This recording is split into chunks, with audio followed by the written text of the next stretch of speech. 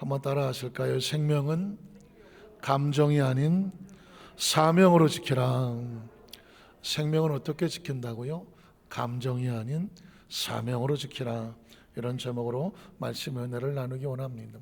성경을 읽다가 보면 많은 산들이 나오고 있습니다. 산. 여러분이 기억하시는 성경 속의 산의 이름을 기억하십니까? 제일 먼저 에덴 동산 떠오르시죠? 에덴 동산이 나오고, 아브라함은 모리아산과 인연이 있습니다.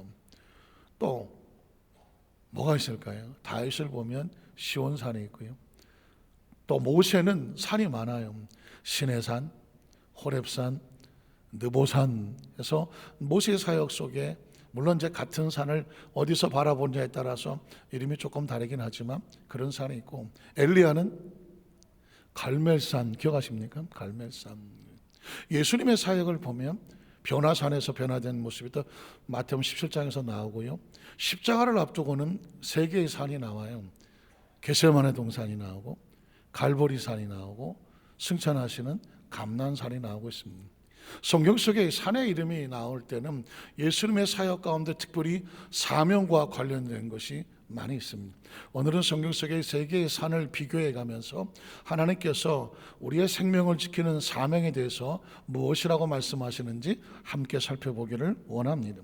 우린 첫 번째로 에덴 동산에서 외쳐지고 있는 사명의 소리, 에덴의 동산에서 이 선악과가 외치고 있는 사명의 소리입니다.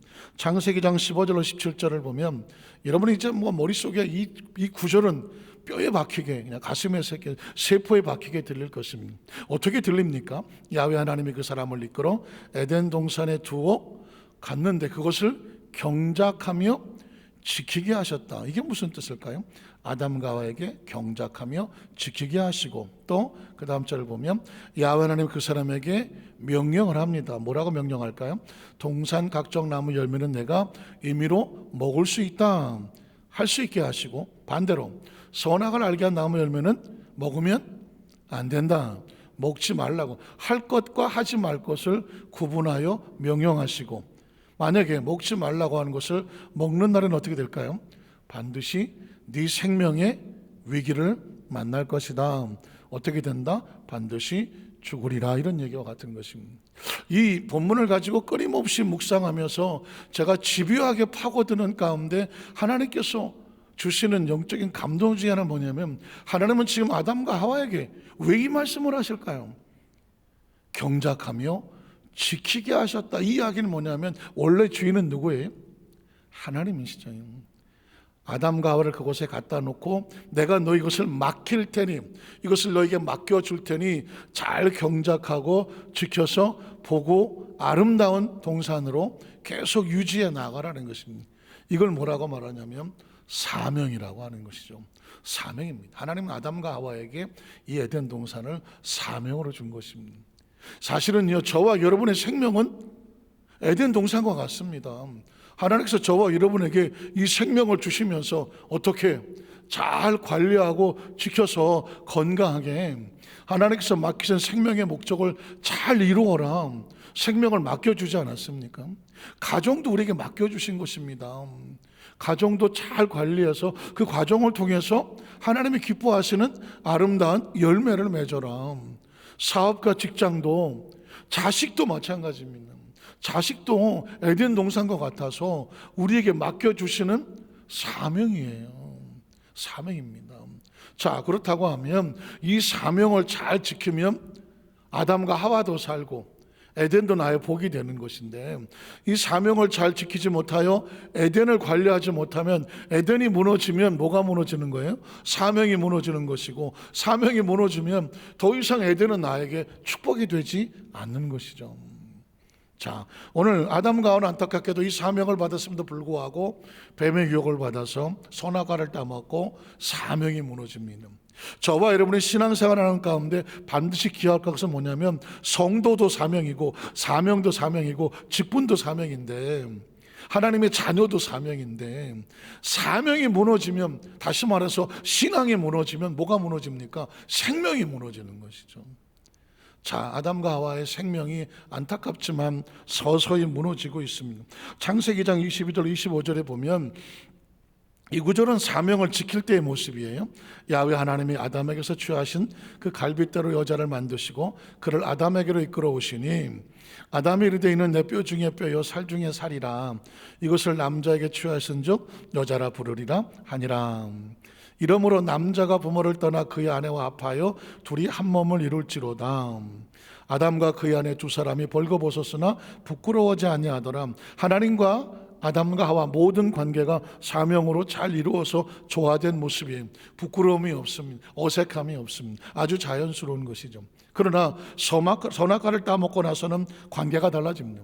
창세기 3장 7절에 보니까 이에 그들의 눈이 밝아져서 자기들이 벗은 줄을 알고 부끄러워하여 무화과 나무를 입을 엮어서 치마로 삼았더라. 하나님 안에서 자연스러웠던 것이 인간의 삶 속에는 부끄러워지기를 시작을 하죠. 그 다음 절을 보면 그들이 그날 바람이 불 때 동산에 거니시는 야훼 하나님의 소리를 듣고 아담과 그의 아내가 하나님의 낯을 피하여 거리가 생긴 것이죠. 동산 나무 사이에 급기야 숨어버렸습니다. 관계가 삐뚤어지면 거리가 멀어지죠. 거리가 멀어지면 얼굴 보기가 싫죠. 자신을 숨겨버리고 마는 것이죠. 그 다음 절을 보면 아담에게 이르시되 내가 네 아내의 말을 듣고 내가 내게 먹지 말라 한 나무 열매를 먹었다. 먹지 말라고 한 사명을 지키지 못하고 자기 마음대로 한 것이죠. 그러면 어떻게 될까요? 땅은 너로 말미암아 저주를 받고. 저주가 뭐가 나쁜 거예요? 저주가 왜 나쁩니까? 생명의 위협을 느끼는 것입니다. 축복은 생명을 복되게 하지만 왜 우리가 저주를 싫어합니까? 저주는 생명을 위협하기 때문에 그렇습니다. 또 너는 내 평생에 수고하여야 그 소산을 먹으리라. 하나님의 에덴 동산은 은혜로 주셨습니다. 생명을 보호하도록. 그런데 이제는 하나님의 은혜가 사라지면 자기가 죽을 고생을 해도 먹을까 말까 하는 거죠. 땅이 내게서 가시덤불과 엉겅퀴를 낸다. 가시덤불과 엉겅퀴가 왜 힘듭니까? 생명의 위협이 되니까. 저와 여러분 이 땅의 삶을 살아가면서 우리가 편안한 것은 생명이 안전할 때입니다. 우리가 불안하고 초조한 것이 뭐냐면 생명의 위기를 느낄 때인 것입니다. 인간은 본능적으로 생명을 안전하게 하려고 하지 않겠습니까? 그러나 사명을 잃어버리니까 어떻게 되더라? 생명이 자꾸 위험해지더라는 것이죠. 가시덤불과 엉겅퀴를 낼 것이라 내가 먹을 것은 마치 채소인즉 내가 흙으로 돌아갈 때까지. 원래는 어디 있어야 하나님으로부터 와서 하나님 안에 있어야 될 이게 사명자들 신앙이거든요. 그런데 이 신앙을 잃어버리면 사명을 잃어버리면 하나님과의 관계를 잃어버리면 어떻게 되냐면 흙덩어리로 전락하니까 어디로 가야 돼요? 흙으로 돌아갈 때까지 얼굴에 땀을 흘려야 먹을 것을 먹으리라. 네가 그것에서 취함을 입었음이니라. 너는 흙이니 원래 영이거든요. 하나님의 자녀는 하나님 속에서 나온 하나님의 영인데 영이 죽어버려 하나님과 단절돼 버리면 어떻게 될까요? 흙만 남으니까 흙으로 돌아갈 것이니라 하시니라. 그 다음 절에 보면 야훼 하나님이 이르시되 보라 이 사람이 선악을 아는 일에 우리 중 하나같이 되었으니 그가 그의 손을 들어 생명나무 열매도 따먹고 하나님과 분리된 사람이 영생할 수 없죠. 영생할까 하노라 하시고 야훼 하나님의 에덴 동산에서 그를 내어보냈습니다. 여러분 오늘 저와 여러분에게 생명이 필요한 것은 사명 때문에 필요한 것입니다. 사명을 잃어버리면 생명을 잃어버리고 생명을 잃어버리면 내 주위에 있어야 될 것이 아무 의미가 없는 것입니다. 저와 여러분이 이 땅에 왜 살까요? 생각해 보셨습니까? 인간의 존재적인 근원이 뭐냐면 내가 왜 사는 거냐. 사람으로 태어난 내가 어쩌다 사람으로 태어났지? 사람으로 태어났다면 사람은 왜 살지? 그럼 창조주 입장에서는 사람에게 맡겨진 뭐가 있어요? 사명이 있잖아요. 이거 부모는 본능적으로 사명이 있잖아요. 자식을 낳는 순간 어떻게 돼요? 자식을 끊임없이 돌보아서 그의 꿈을 펼치고 잘 살아갈 수 있도록 돌보아 줘야 될 이게 뭐예요? 부모의 사명이고, 자식은 본능적으로 부모를 자기가 어느 정도 성장하는 부모님을 잘 모시고 할 수 있는 한 힘이 되게 하는 건 무슨 사명이? 자식된 도리요 사명이니까 그걸 효도라고 말하지 않습니까? 존재적으로 사명이 있는 거예요. 그런데 만약에 사람이 사람으로서 가치 없이 사명을 잃어버리면 그 생명은 쓸모없는 생명이 되잖아요. 에덴이 필요가 없는 거죠. 그래서 그를 내어보내요 그의 근원이 된 땅을 갈게 하시더라는 거예요. 그 다음 절은 가슴 아프죠. 이같이 하나님이 그 사람을, 성경에 이 단어가 없으면 참 좋았을 텐데, 쫓아내시고는 뭐냐면 아담과 하와가 자기가 나온 게 아니에요. 하나님께서 밀어 내신 것이죠. 하나님은 사명을 위해서 생명을 주시고 생명을 위해서 에덴을 주시는 것이죠. 에덴은 생명으로 해서 있는 것이고, 뒤집어 말하면 에덴은 생명을 가지고 사명 때문에 있는 것입니다. 저와 여러분이 생명이 있다면 사명이 있는 것이고, 그 사명은 하나님의 자녀된 신앙으로 사는 것이고, 그 신앙을 잘 붙잡으면 잘 붙잡을 수 있도록 에덴이 따라 붙는 것이고, 신앙을 잃어버리면 생명의 의미가 없으니까 에덴이 있어도 의미가 없어지는 거예요. 그래서 오늘 저와 여러분이 신앙생활하면서 이 오늘 말씀의 주제나 논지는 뭐냐면, 정말 힘들고 어려운 복잡한 것들이 감정에서 솟구쳐 올라올 때 여러분이 감정과 기분대로 할 것이 아니라 어떻게 해야 되느냐면, 이 상황 속에 하나님의 자녀된 사명자는 어떻게 할 것이냐, 사명으로 해석을 하셔야 돼요. 사명으로. 지금 코로나19로 인해서 온 나라가, 아니 전 세계 사람들이 그냥 막 정신적으로 불안해하고 우울해하고 예민하고, 감정이 조금만 누가 건들리면 폭발할 지경까지 와 있는 상황이에요. 불안하지, 사람 사이는 멀지, 누구 하나 따뜻하지 못하지. 제가 조금 아까 2부 예배 끝나고 나서 어떤 검색을 하나 해봤더니, 지금 미국에 아주 인기 있는 직업이 하나 나오고 있는데, 그 직업은 뭐냐면 그 소를 경영하는 목장이 있는데, 소를 뜨문뜨문 앉혀놓잖아요. 그러면 사람들이 소를 한번 안고 있는 거야. 소 안고 1시간 있는데 85,000원. 갑자기 소장수들이 이 소 목장한 사람이 떼돈을 벌기를 시작하는 거예요. 왜냐하면 너무 외로워. 이거 뭐 악수를 제대로 할 수 있나? 포옹을, 특히 미국 문화는 포옹 문화잖아요. 포옹을 하고 하는데 이걸 못 하잖아요. 그러니까 사람들이 너무 가슴이 허전하니까 생각하다 보면 기가 막힌 아이디어. 그 생각을 듣고 우리 교회 앞에 소를 한 마리 갖다 놓고 그 소하고 한번 이렇게 앉는데 85,000원 너무 비싸고 한 2만 원만 받을까. 그래서 사진을 제가 다음 주쯤 혹시 필요하면 구했는데, 소가 이렇게 있어요. 그러면 소 머리통을 붙잡고 헉 하고 있어. 그럼 또 소가 또 치근하게 이렇게 쳐다봐. 근데요, 그 소를 앉으면서 그렇게 사람이 위로를 받는데, 그리고 막 거기서 치유를 받는데, 왜? 이게 얼마나 맛있을까 뭐 이런 생각은 안 하겠지만 어쨌든 뭔가를 안고 품고 뭔가 이 자체만 해도 위로가 된다는 거예요. 이런 시기 속에 살지만 반대로 얘기하면 얼마나 사람들의 감정이 지금 예민해 있느냐고. 특히 크리스찬들을 했을 때는 그들의 감정으로 살 수가 없잖아요. 어떻게 살아야 돼요? 하나님의 자녀들은 무엇을 산다? 사명을 붙잡고 살아야 되는 거예요. 제가 목회를 하면서 정말 많이 힘들고 어려운 그런 여러 가지 과정도 많이 보았지만, 지금도 생각만 하면 가슴 아픈 성도 하나가 있어요. 이분은 서리 집사님 남자분, 그 당시 한 50 몇 살쯤 돼 보이는데 뭐 수십 년 전 사건이에요. 그런데 이분이 집안이 원체 좋아. 우리나라 뭐 국정원 정도, 그 당시는 이름이 달랐지만 그런 집안이야. 집안에 아주 뭐 집안이 있고 위세가 등등하고, 아마 그래서 그랬을까요? 하여튼간에 직분은 서리 집사인데, 이분이 어느 날부터인가 난 장로가 되고 싶다 이러고 다니기 시작을 하는 거예요. 설마 뭐 서리 집사님이니까 그래도 안수 집사님도 거치고 또 이렇게 뭐 재직 심사 이런 과정을 겪어서 장로가 되는 거지, 무슨 내가 장로 되고 싶어 그럼 하루아침에 장로가 되는 건 아니거든요. 장로를 하려면 그만한 감당할 만한, 정말 그 사명을 감당하는 무게를 이길 수 있도록 연단과 훈련과 준비를 하고 되는 것이거든요. 그런데 이분은 그 과정을 생략을 하고 나는 내가 되고 싶다는 거죠. 내가 저 자리에 앉아야 된다는.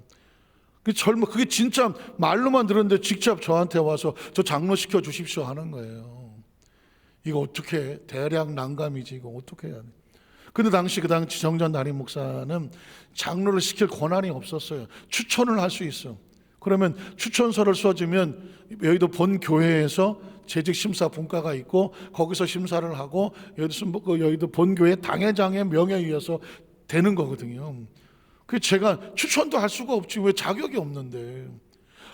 그런데도 어쨌든 추천만 써주시면, 하여튼 위에는 자기가 알아서 할 테니까 써달라고, 안 써주시면 철천지 원수로 알겠다고. 이게 뭐 큰일 났어요. 그래서 제가 어쩔 수 없이 써갖고 올려주면서 재직 분과에 있는 장로님이 전화해서 이런 분이 올라가는데 상황이 이렇다. 여기서는 어떻게 얘기하기가 어려우니까 위에서 잘 이해와 양해를 부탁을 드렸으면 좋겠습니다. 그랬더니 알았다고.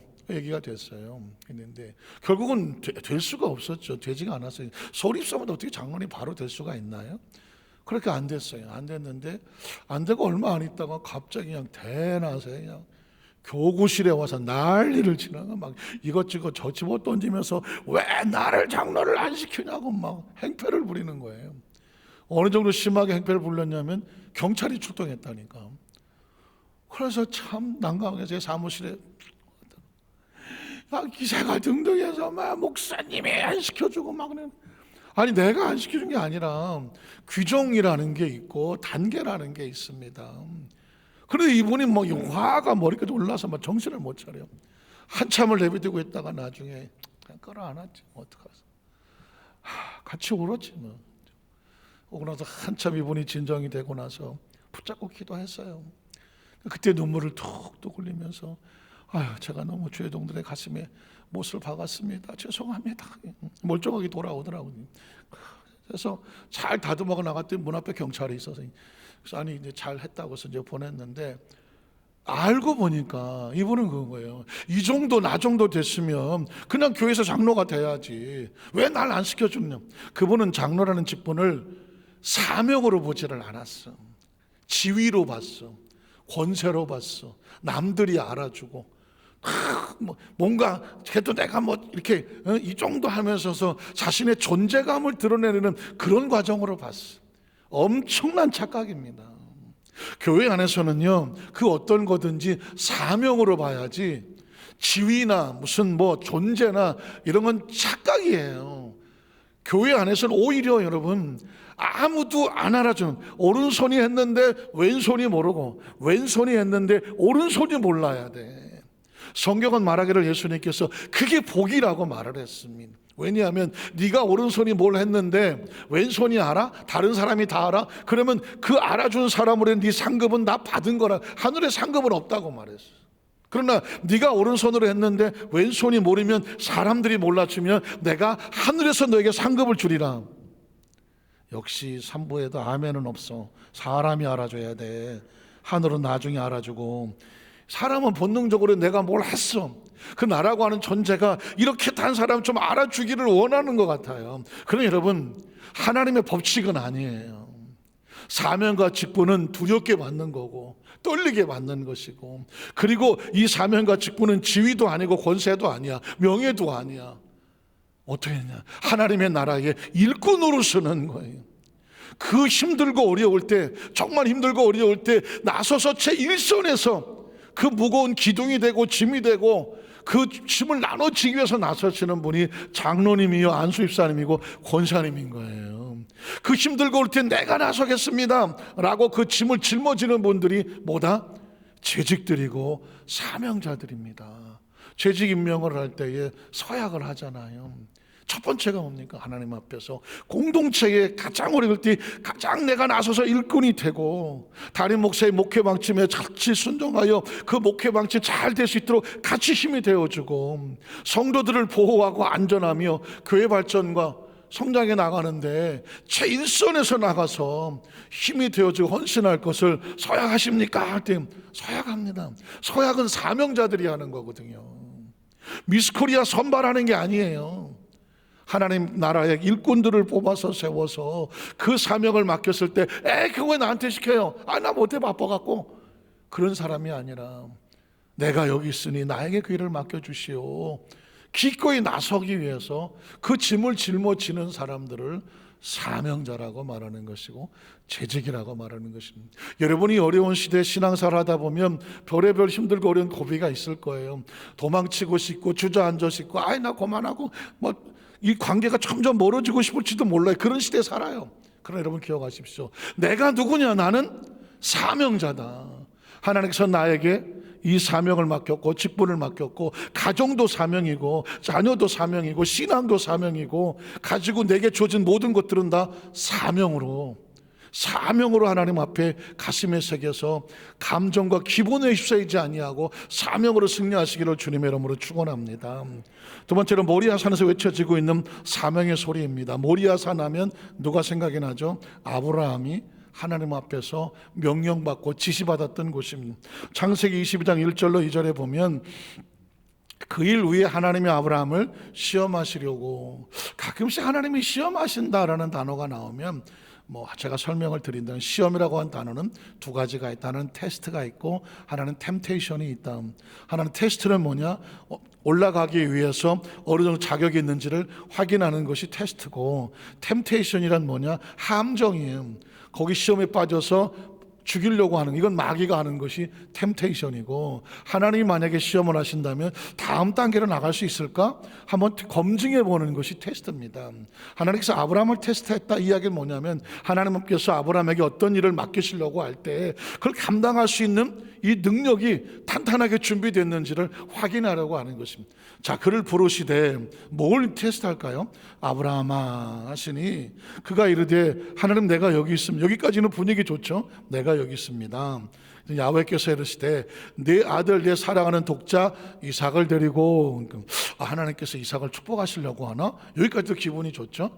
모리아 땅으로 가서, 꽤 거리가 있는데 3일을 걸어가야 되니까 왜 모리아 땅으로 가라고 그러지? 그래도 기대가 있죠. 내가 내게 일러준 한 산, 거기서 그를, 하나님께서 모리아 땅에서 그 산에서 아들 이삭을 축복하시려고 그러나? 근데 그 다음 절이 뭐예요? 무엇으로 드려라? 번제로 드려라. 번제가 뭐예요? 각을 떠서 내장을 쏟고 피를 쏟고 남은 살을 가지고 올려놓고 불에 태워서 드리는 거예요. 있을 수 없는 일이죠. 이런 이야기, 이 명령을 받고 나서 아브라함이 어떤 반응일 것 같아요? 할렐루야 아멘입니다, 이런 표현일 것 같아요? 이건 본능적으로 어떻게 할 수도 없이, 생각할 것도 없이 안 됩니다 하죠. 이게 안 됩니다 아니겠어요?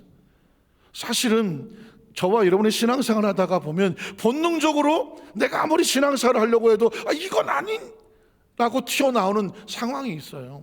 특히 사명도 마찬가지입니다. 내가 이것까지 참아야 돼? 내가 이것까지 내가 이걸 견뎌야 돼? 한계에 부딪힐 때가 있습니다. 인간의 마지막 한계가 뭔지 아십니까?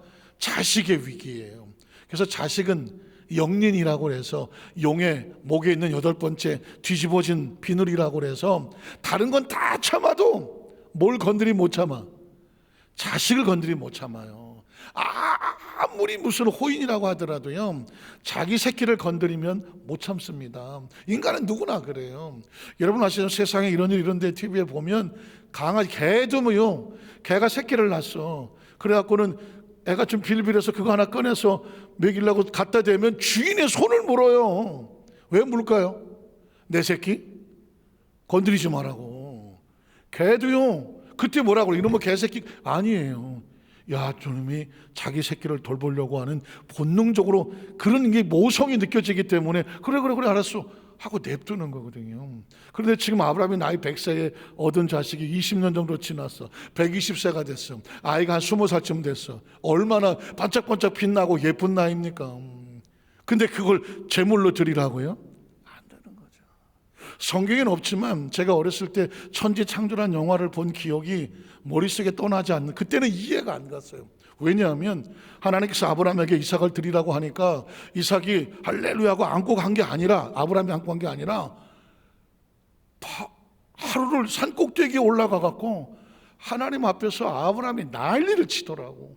제 기억 속에 남는 거는 막 떼굴떼굴 굴르고 하는, 막 삿대질을 하고 막 소리를 지르고 울고 나중에 막 빌고 머리를 땅에 쳐박고 막 고통스러워하고 지쳐갖고 한쪽에 쓰러져 있고, 그래도 포기하지는 않고 계속 하늘을 향하여 소리를 질러. 무슨 얘기합니까? 하나님, 이삭을 제물로 드릴 수 있어요 없어요? 없는 거지.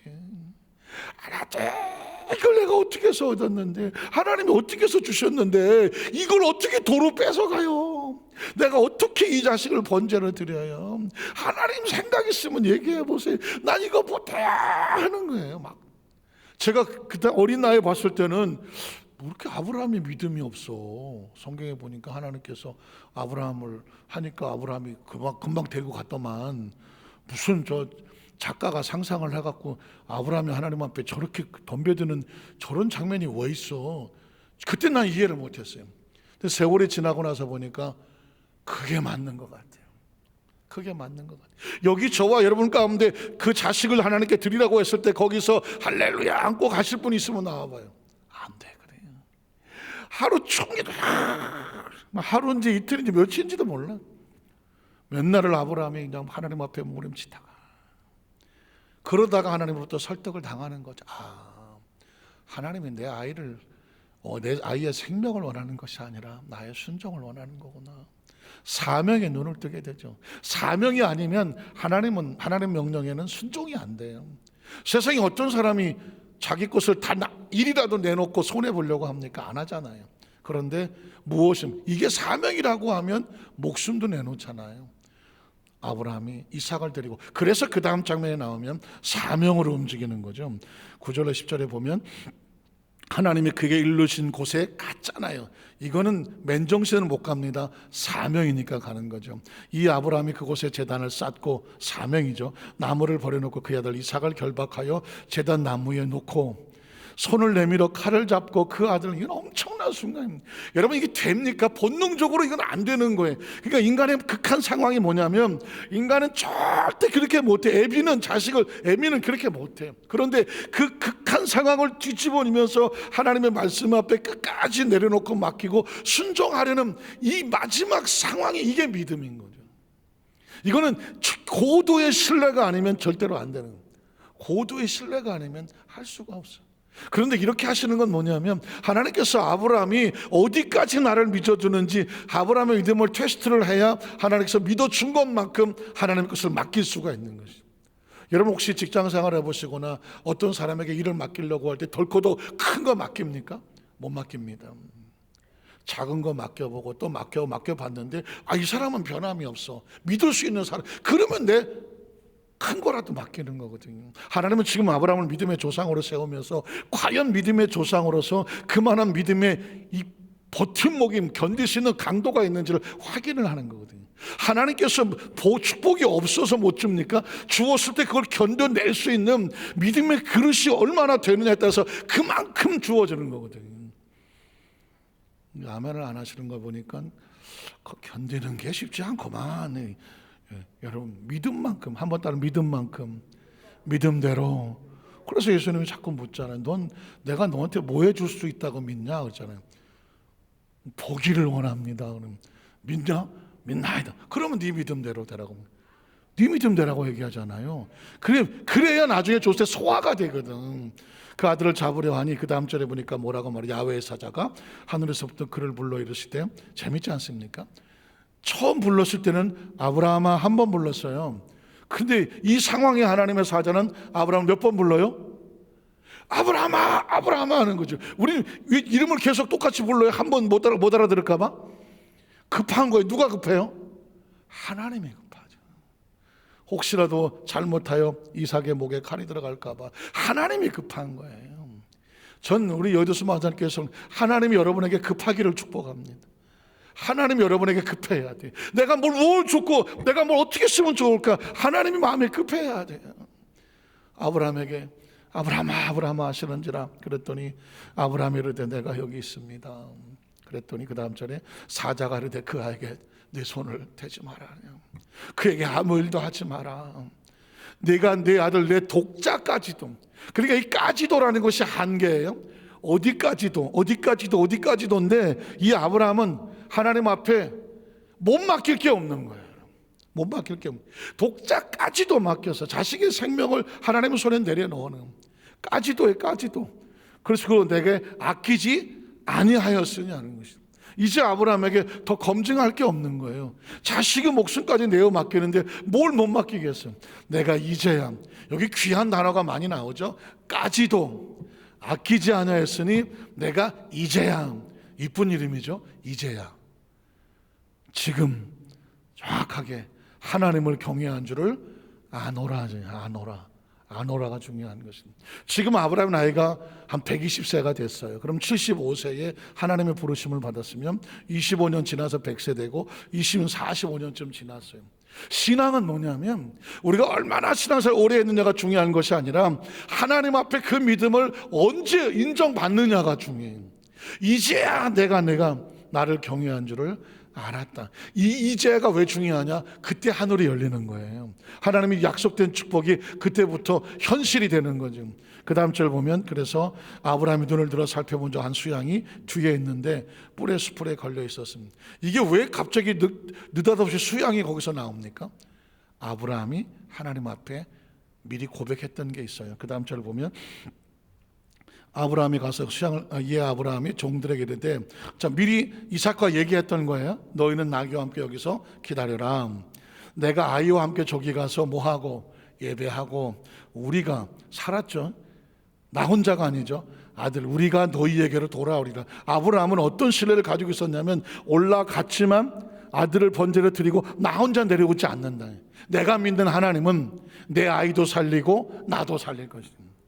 굉장히 중요합니다. 내가 사명을 감당하면 하나님은 나도 살리고 아이도 살리고. 만약에 아브라함이 여기서 이삭을 데리고 도망을 쳐버렸다, 순종하지 않아 도망을 쳤다, 어떻게 됐을까요? 나도 죽도 아이고 죽는 거죠. 사명이 이렇게 중요한 거예요. 우리 여의도 순복 안전교회 모든 성도들이 부모가 복을 받아야 되는 이유가 뭔지 아십니까? 내가 너희 아버지 아브라함으로 인하여 너에게 복을 줄게. 이삭이 그렇게 말하거든. 네 아버지 아브라함과 맹세한 것을 너에게 이루어 줄게 했거든. 그러면 부모가 얼마나 책임이 막중해지는지 몰라요. 하나님, 내가 하나님 맡겨진 사명과 하나님 앞에 온전하게 서서 인정을 받아서 너로 인하여 너의 자식을 내가 복을 주겠다고 하셨으니 하나님, 나로 인하여 내 자녀가 복 있는 자가 되게 하여 주시옵소서. 아브라함에게 남은 소망은 이삭 하나밖에 더 있겠습니까? 근데 그 이삭은 하나님의 꿈이거든요. 자, 돌아오리라 하고 아브라함이 번제나무를 가져다가 그 애들 이삭에게 지우고 자기는 불과 칼을 손에 들고 두 사람이 동행하더니 이삭이 그 아버지 아브라함에게 말하 이르되 내 아버지여 하니 그가 이르되 내 아들아 내가 여기 있노라. 이삭이 이르되 불과 나무는 있거니와 번제할 어린 양은 어디 있나. 사실 이 장면은 눈물 없이는 못 읽는 거 아니겠어요? 이 입장에서 눈이 말똥말똥해갖고 아버지 쳐다보면서 불과 나무는 있는데 양은 어디 있어요? 라고 물어보세요. 이거 어떻게 대답을 해요? 네가 재물이야. 그런 말을 어떻게 해요? 이 장면은 진짜 눈물 나는 장면입니다. 근데 여기서 아브라함이 자기가 믿는 하나님에 대한 신앙의 고백을 합니다. 뭐라고 할까요? 아브라함이 이르되 아들아 걱정하지 마라. 번제할 어린 양은 어떻게 하나님이 자기를 위해서 친히 뭐 하시리라? 준비하시라는, 이게 아브라함이 믿는 하나님이고 하나님을 향하여서 기대하는 신앙의 고백이고, 그리고 아까 13절은 뭐냐면 아브라함이 하나님 앞에 그렇게 고백했고 이삭 고백했던 것을 어떻게 실제로 이삭의 눈앞에서 그 양이 기다리고 있음을 알게 해주는 것입니다. 저는 우리 여의도 수방산교회 성을 저를 포함해서 우리가 믿는 하나님에 대한 믿음이 아름답게 우리의 자녀들에게 고스란히 전승이 되고 고스란히 이어져서 난 하나님을 이렇게 믿는다는 그 믿음이 우리 자녀의 믿음이 되고 그리고 자손들의 믿음이 되기를 주님의 이름으로 축원합니다. 아브라함은 오랜 세월 동안 그 어떤 경우에도 하나님은 자기 백성을 죽이지 아니하시고 망하게 하지 아니하시고 아무것도 없는 것 같은데 하나님이 자기 이름으로 친히 준비하시더라고. 우리 눈에는 안 보이는데 친히 준비하시더라고. 근데 그 아브라함이 이삭을 자기 아들을 놓고 아들아 걱정하지 마라. 하나님이 친히 준비하실 거예요. 근데 그 아들이 아버지 이름 말을 믿고 아버지를 따라 올라가고 그리고 그 현장 속에서 아버지가 얘기했던 것을 눈으로 보고 양의 울음소리를 들었다는 것이, 이게 얼마나 귀한 믿음의 전승인지 몰라요. 그래서 두 사람이 함께 나아가서 어떻게 합니까? 그 다음 절을 볼게요. 그 다음 절, 아브라함이 그 땅 이름을 야훼 이레라 하였으므로 오늘날까지 사람들이 이르기를 야훼 산에서 준비되리라 하더라.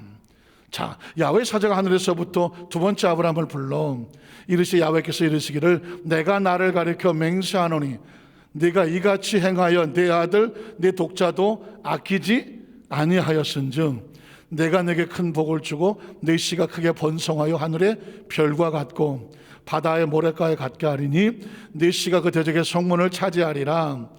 또 내 씨로 말미암아 천하 만민이 복을 받으리니 이런 네가 나의 말을 뭐 했기 때문에요? 준행했기 때문이라는 거예요. 창세기 12장 1절에 이걸 축복을 하셨어. 근데 이 축복이 그냥 공중에 있었어, 공중에. 그런데 이 이삭을 드림으로 인하여 하나님 앞에 이 믿음이 인정이 되니까, 경외함이 인정이 되니까 이제는 그 보따리가 풀려서 이제는 현실이 되는 것입니다. 저는 우리 여의도 수방산교회 성도들에게 말씀으로 받았던 약속이 눈앞에 현실이 되기를 주님의 이름으로 축원합니다. 많은 사람들이 이 말씀을 추상적으로 알잖아요. 아브라함도 추상이었어요. 계속 하나님 축복하셨거든요. 축복. 근데 현실이 되기까지는 뭐냐? 내가 준비될 때까지. 한번 더 내가 준비될 때까지. 나의 믿음이 준비될 때까지. 그럼 제 강단에서 목이 터지라고 제가 말씀을 선포하는 이유가 뭔지 아십니까? 이 말씀을 들은 가운데 이게 저와 여러분의 믿음이 같이 커지고 같이 단단해지고 같이 충만해져서 하나님께서 어떤 물질을 맡겨 놓아도 감당할 만한 어떤 영적인 은사를 주어도 감당할 만한 어떤 지위와 권세를 주어도 감당할 만한 저와 여러분이 되고 우리의 자녀들이 되기를 주님의 이름으로 축복합니다.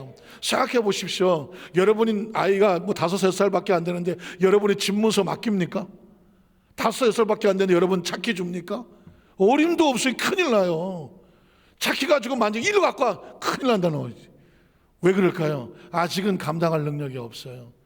차가 뭐 차든 집이든 이게 축복이 아니에요. 자체는 축복이지만 어린아이 손에 들어가는 순간 큰일 날 무기가 될 수도 있어요. 인생은 그래요. 사명자들은 그래요. 하나님의 축복은 눈에 보이지 않는 것 같지만 우리가 감당할 수 있는 믿음을 키우면 우리 손에 들어오는 게 뭐예요? 내 믿음대로 될지어다 하시는. 마지막 세 번째로 갈보리 산에서 외쳐지고 있는 사명의 소리라는 거예요. 갈보리 산에서 예수님의 십자가를 두고 아까 제가 3가지 산이 있다고 말했죠. 겟세마네 동산, 그 다음에 갈보리산, 그 다음에 감람산. 이건 부활하시고 승천하신 감람산이거든요. 그런데 예수님은 그 십자가의 고통을 앞에도 겟세마네 동산에서 처절한 감정과 사명이 부딪혀요. 예수님이 한번 읽어볼까요? 마태복음 26장 36절로 38절에 보면 이 예수께서 제자들과 함께 겟세마네라고 하는 곳에 이르러 제자들에게 이르시되 내가 저기 가서 기도할 동안에 너희는 여기 앉아 있으라 하시고 그리고 베드로와 세베대의 두 아들 야고보와 요한을 데리고 가실새 갑자기 나오는 단어가 있어요. 고민하고 슬퍼했습니다. 왜 고민하고 슬퍼했을까요? 예수님의 나이가 30대 초반이에요. 육신적으로는 한창 생명이 막 활발한 시기예요. 그런데 십자가의 고난을 죽음을 앞두고 있어. 육체는요 본능적으로 살고 싶어요. 본능적으로 불에 집어넣으면 뜨거워하고 높은 곳에 내려다보면 안 보려고 하고 위기는 안 가려고 하는 거예요. 이건 생존 본능이에요. 예수님은 저와 여러분과 똑같은 육체를 가졌으니 육체는 본능적으로요 마음과 기분도 이 육체를 살리려고 본능적으로 거부를 하는 거예요. 예수님은 사명과 본능 앞에서 고민을 하는 거죠. 내가 고민하여 슬퍼하고 죽을 지경이라고 말을 했습니다. 여러분 사명은 감정과 기분을 이겨내고 사명을 붙잡는 것은 십자가의 처절함입니다. 고민하고 슬퍼하사 어떻게 이에 말씀하시되 내 마음이 매우 고민하여 죽게 되었으니 죽을 지경까지 갔다는 너는 여기 머물러 나와 함께 깨어 있어 주라.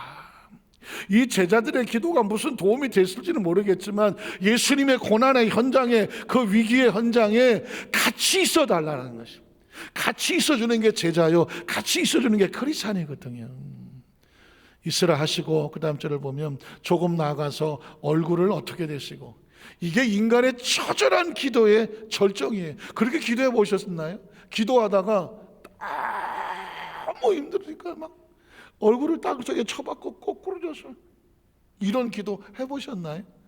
정말 다른 건 모르겠지만 어떤 자식이 아팠을 때 저절로 되더만 얼굴을 땅에 쳐박고 엎드려서 하나님 나 살려주세요. 우리 아이 살려주세요. 이 예수님이 지금 처절한 기도를 하는 거예요. 엎드려 기도해 이르시되 내 아버지여 만일 할만하시거든 이 잔을 내게서 지나가게 하옵소서. 왜 지나가야 돼요? 이 잔은 죽음의 잔이거든. 이걸 먹으면 죽거든. 육체는 본능적으로 살고 싶으니까 살려주세요 하는 거예요. 육체는. 그러나 나의 원대로 맛이 없고 나의 원은 뭐예요? 나의 기분이에요. 나의 감정이에요. 나의 본능이에요. 나의 욕구예요. 나의 원대로 맛이 없고 누구의? 아버지 원대로 하시옵소서. 아버지 원은 뭐예요? 사명이에요. 직분이에요. 이게 신앙이에요. 이게 하나님의 자녀된 하나님의 권속이요 정체성이거든요. 하옵소서 하시고 그래서 또 그 다음 제자들에게 오사 그 자는 것을 보시고 베드로에게 말씀하시되 너희가 나와 함께 1시간도 이렇게 깨어 있을 수 없더냐. 사실은 예수님은 베드로, 야고보, 요한이 곁에 서서 같이 기도하며 깨어 있어 주기를 원했어요. 저는 이 장면을 보면서 계속 읽어볼게요. 어떠냐. 시험에 들지 않게 깨어 기도하라. 마음의 논의로 돼 육신이 약하도다 하시고, 다시 두 번째 나가 기도하여 이르시되 내 아버지여, 만일 내가 마시지 않고는 이 잔이 내게서 지나갈 수 없거든 아버지 원대로 되기를 원하나이다. 계속 감정과 사명이 부딪히죠. 다시 오사 보신즉 그들이 잔이 이는 그들의 눈이 피곤하밀러라. 또 그들을 두시고 또 나가서 세 번째 같은 말씀으로 기도하신 후에 이에 제자들에게 오사 이르되 이제는 자고 쉬라. 보라 때가 가까이 왔으니 인자가 죄인의 손에 팔리느니라. 일어나라 함께 가자. 보라 나를 파는 자가 가까이 왔느니라. 제가 2부에 부터도 얘기했는데요, 이 겟세마네라고 하는 동산에 예수님께서 처절하게 기도하는 이 기도하는 모습을 연극으로 뮤지컬로 해놓은 게 있어요. 아마 인터넷에 겟세마네 동산 뭐 이렇게 치면은 나올 거예요. 어떤 뮤지컬 가수가 공연을 하는 내용이 나와요. 제가 한번 보여드리고 싶은데 막 5분, 6분 좀 길어서 영상으로 할 수가 없는데, 제가 그 영상을 실제로 보면서 악소리도 못했어요. 진짜 저럴 것 같아. 예수님께서 참하게 기도하고 막 들어있다가 모두 온 세상에 컴컴한 거예요. 컴컴한. 두리번두리거리면서 제자들을 찾는 거야. 베드로라는 거예요. 베드로. 마스크를 벗으면 진짜 리얼하게 할 수 있는데 내가 그냥 베드로. 사실 사람이 최악의 순간에 그 의지하는 제자를 찾는 거거든요. 그런데 베드로가 안 보여요.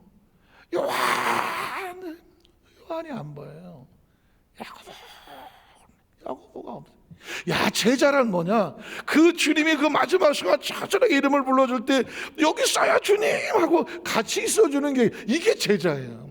크리스찬이란 뭐냐? 그리스도를 닮은 사명자들은 힘들고 어려운 과정 속에서 하나님의 나라 속에서 각자 자기 위치에서 깨워서 주님이 찾을 때 네라고 대답해 줄 수 있는 사람이, 그게 사명자인 거예요. 그 베드로를 부르고 야고보를 부르고 요한을 부르는데 그 대답이 없을 때 그 예수님이 슬퍼하면서 고뇌하면서 아무도 없구나, 그 표정을 잊을 수가 없어요.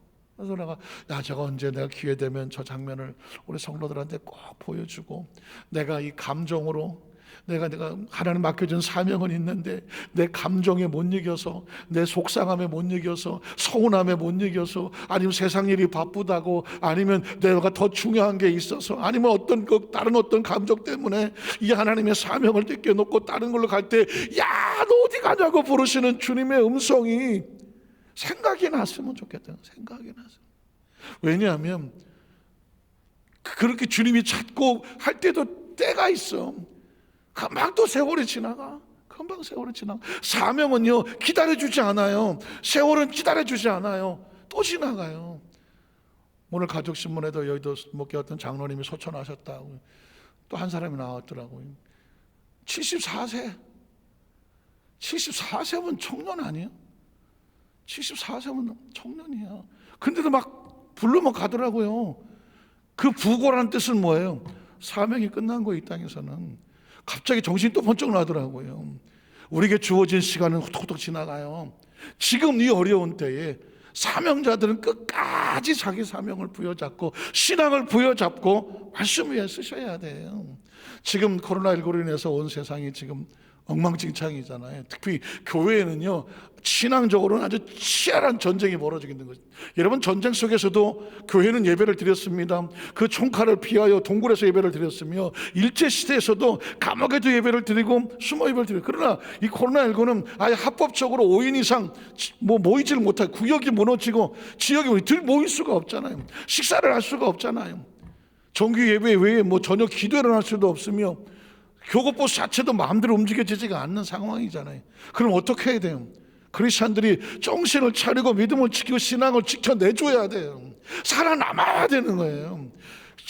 그러다 보니까 점점점 멀어지고 안 보게 되고, 그리고 스스로 나오는 것도 점점 뜸하게 되다 보면 어느 날 어떤 분이 그러더라. 교회 어떻게 가냐고. 길을 잘 모르겠다고.